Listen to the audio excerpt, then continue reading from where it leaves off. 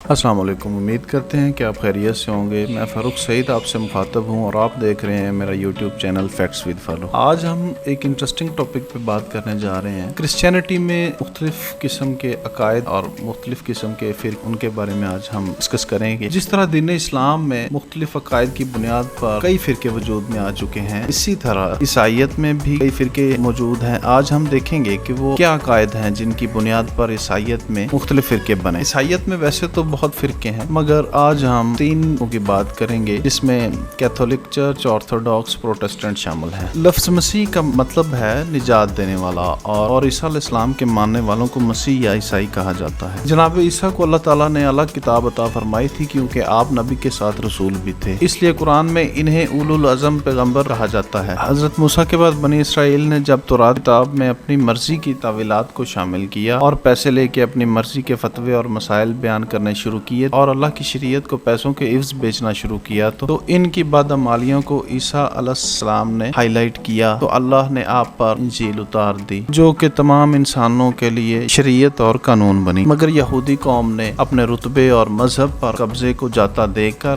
یہودی قوم پر اس وقت یروشلم پر قابض شہنشاہ کو آپ کے خلاف اکسایا اور آپ کو جھوٹا اور دجال قرار دیا اور آپ کو سولی پر لٹکانے کے لیے اکسایا، مگر اللہ نے آپ معجزاتی طور پر آسمان پر زندہ اٹھا لیا۔ اس وقت 72 کے قریب لوگ جنہیں 12 لوگوں نے بعد میں کرسچینٹی کی تبلیغ کی، اس وجہ سے بعد میں آنے والے دور میں کرسچینٹی لڑی۔ 2000 سال پرانی ان تعلیمات میں وقت کے ساتھ ساتھ بہت کچھ بدل گیا ہے، حتیٰ کہ ان کا مستند نسخہ موجود نہیں ہے۔ آپسی اختلافات کی وجہ سے 150 فرقے وجود میں آ چکے ہیں کرسچینٹی میں۔ سب سے مین جو بڑے فرقے ہیں ان میں کیتھولک ہے، الگ فرقہ بنا۔ مزید ان دونوں میں اختلافات وجہ سے فرقے وجود میں آئے، جن میں ایک بڑا نام پروٹسٹنٹس کا ہے، اور پروٹسٹنٹ جو ہے وہ احتجاج کرنے والوں کو بولا جاتا ہے۔ سب سے بڑا جو فرقہ ہے اور سب سے پرانا وہ رومن کیتھولک چرچ ہے۔ یہ سب سے پرانا فرقہ ہے، جس کی بنیاد عیسیٰ علیہ السلام کے حواریوں میں سے ایک فرد جس کا نام سینٹ پیٹر تھا اس نے رکھی تھی۔ یہ پوپ کہلاتے ہیں، جو بالکل عیسیٰ علیہ السلام کی طرح دوسرے لوگوں کو تبلیغ کرتے ہیں۔ سینٹ پیٹر نے 25 سال عیسائیت کی تبلیغ کی اور انہیں شاہ نہرو کے دور میں مذہبی بدامنی کا الزام لگا کر صلیب پر چڑھا کر مار دیا گیا۔ اسپین، فرانس، اٹلی اور ساؤتھ افریقہ میں اس فرقہ کے ماننے والے بہت زیادہ تعداد میں پائے جاتے ہیں۔ 4 صدی میں کانسٹنٹائن کنگ اس کو قبول کیا اور اس فرقے کو بہت زیادہ کانسٹنٹائن نے عیسائیت کو روم کا سرکاری مذہب قرار دیا، جس کی وجہ سے عیسائیت روم میں بہت زیادہ پھیلی۔ آج کل کیتھولکس کی مین مرکز وہ ویٹیکن سٹی اٹلی میں ہے، جہاں پر پوپ پوری دنیا کے کیتھولکس کو احکامات دیتا ہے۔ اس دور میں پوپ بادشاہ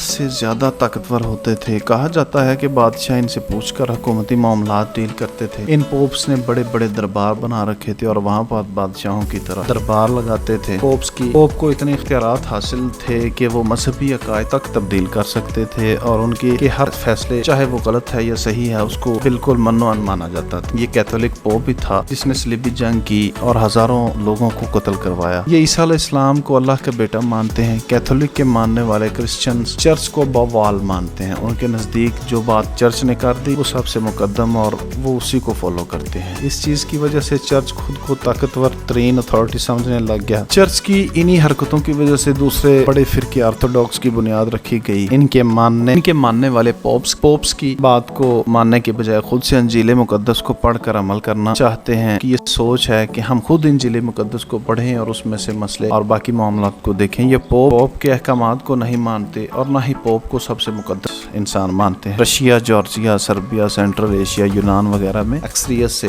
یہ لوگ آرتھوڈاکس فرقے کے لوگ پائے جاتے ہیں۔ پوپ کی طرح آرتھوڈاکس کا جو سربراہ وہ پیٹرکس کہلاتا ہے۔ پوپس کی طرح آرتھوڈاکس کا سربراہ پیٹرکس کہلاتا ہے۔ آرتھوڈاکس کیتھولک بنسبت زیادہ عبادت گزار مذہب کی پریکٹیکل مانے جاتے ہیں۔ یہ لوگ حضرت عیسیٰ کو انسان اور خدا دونوں مانتے ہیں، اس لیے یہ یشوا کے نام سے بھی آپ کو پکارتے ہیں۔ یہ لوگ بہت زیادہ راسخ العقیدہ ہوتے ہیں، اپنے عقائد کے بہت مضبوط اور عبادات اور روزے کے بہت پکے ہوتے ہیں۔ یہ اپنے مذہب پر دل و جان سے عمل کرتے ہیں۔ پروٹسٹنٹ چرچ 16ویں صدی تک یہ دونوں فرقے کرسچینٹی پر حکومت کرتے رہے اور انہوں نے مذہب کو صرف پیسہ کمانے اور لوگوں پر حکومت کرنے کا ذریعہ بنائے رکھا۔ پوپ کی دنیاوی خواہشوں اور پیسے کمانے کی لسٹ من پسند افراد کو جنگوں سے بچانے اور دوسروں کو جنگ میں بھیج دینے کے عوض پیسوں کی وصولی، یہ وہ تمام معاملات ہیں جس کی وجہ سے پروٹسٹنٹ وجود میں آئے، اور پوپ اتنے طاقتور ہو چکے चुके थे कि जब चाहा सोसाइटी में किसी चीज़ को ख़त्म कर दिया और जब चाहा दीन में किसी चीज़ का इजाफा कर दिया, जब चाहा जिसको मर्जी बादशाह बना दिया और जब चाहा जिस मर्जी बादशाह को तख्त से उतार दिया। इस सूरत हाल में फिर से बगावत हुई और तीसरा फिरका जिसको प्रोटेस्टेंट कहा जाता है उसकी बुनियाद रखी गई। उसकी बुनियाद एक जर्मन मार्टिन लूथर ने रखी जो कि प्रीस्ट थे, और मार्टिन लूथर ने पोप के साथ लॉजिकली क्वेश्चनिंग की और उनके साथ रीजनिंग से बात की और उनके साथ सवालों जवाब किए। मार्टिन को इन दोनों फिरकों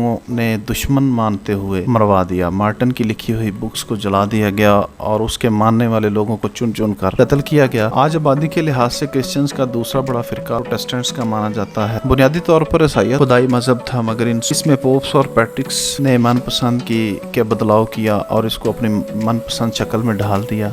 हत्ता कि इंजील मुकद्दस का असली बुक थी वो किसी के पास मौजूद नहीं है। उम्मीद करते हैं आज आपको हमारी वीडियो इन्फॉर्मेटिव लगी होगी, और अगर वीडियो हमारी इन्फॉर्मेटिव है तो बराए मेहरबानी हमारे चैनल को सब्सक्राइब करें। शुक्रिया।